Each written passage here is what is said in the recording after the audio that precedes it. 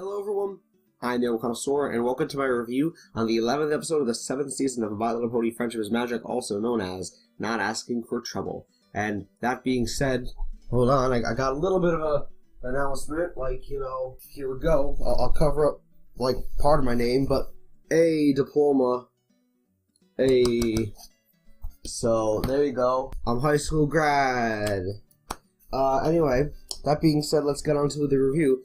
I think that this episode was a pretty darn good episode, and it was very funny and comedic, and I actually did enjoy the yaks in this episode. We know now that their character is supposed to be a rather selfish and or arrogant kind of a character. They do things on their own, and they're very rash.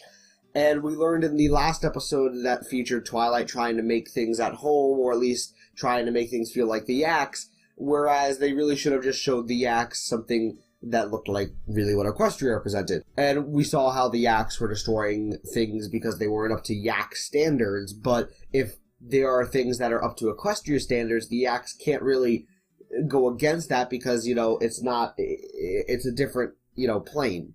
In this episode, we see that Pinkie Pie is being invited to, I'm going to try to pronounce this as best as I can, Yik-Slibberfest. I think that was actually pretty good.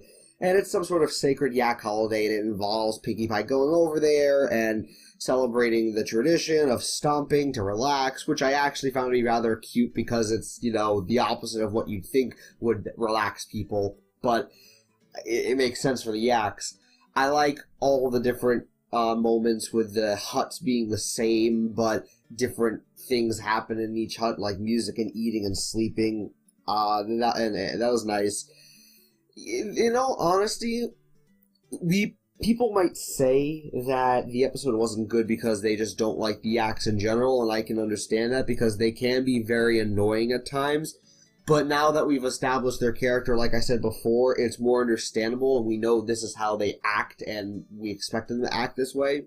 I, of course, would love to say that the yaks were in the wrong for not calling on the main six to help, but the moral of the story can go two ways here. We want to try to do things on our own because then we really do improve a lot when we succeed and do something on our own. I myself have this problem when I was in my physics class. I always felt like I was that one kid who asked too many questions, whereas a lot of kids were able to figure things out for themselves. Now, my teacher said that that was a good thing that I asked a lot of questions, and he said that I shouldn't stop asking questions. He just said that basically when I'm in college or even in life, people are going to be less, less likely to answer all of my questions.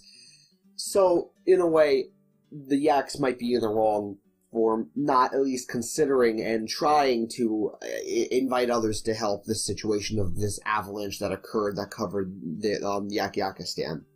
But I don't thoroughly disagree with their choice of wanting to do things on their own.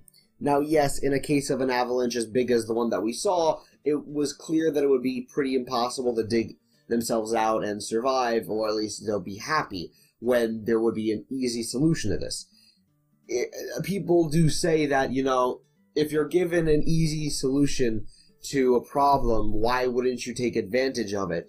And this goes back to my graduation, basically, where we apparently, and, I'm assuming this is something said by the principal every year, we were the, quote, best class.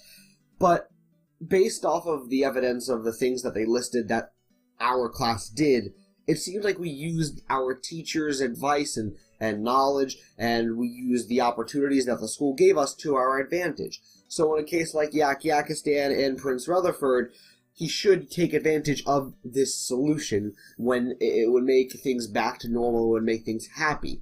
Why try to adjust to this new lifestyle that's obviously worse when you could have your normal way of living? That being said, Pinkie Pie was a joy throughout.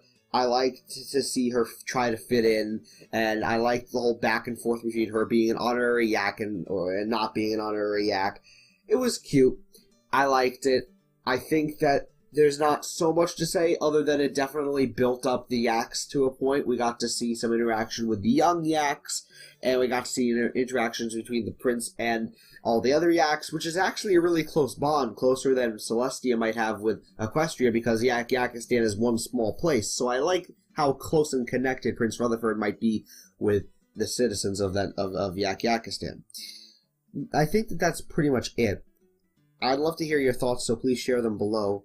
If you like these reviews, subscribe, of course, and stay up to date, because hopefully random reacts will be coming sometime. I haven't really recorded any, but I definitely have a lot of videos to react to, so that's not a problem. Anyway, see you in the next video.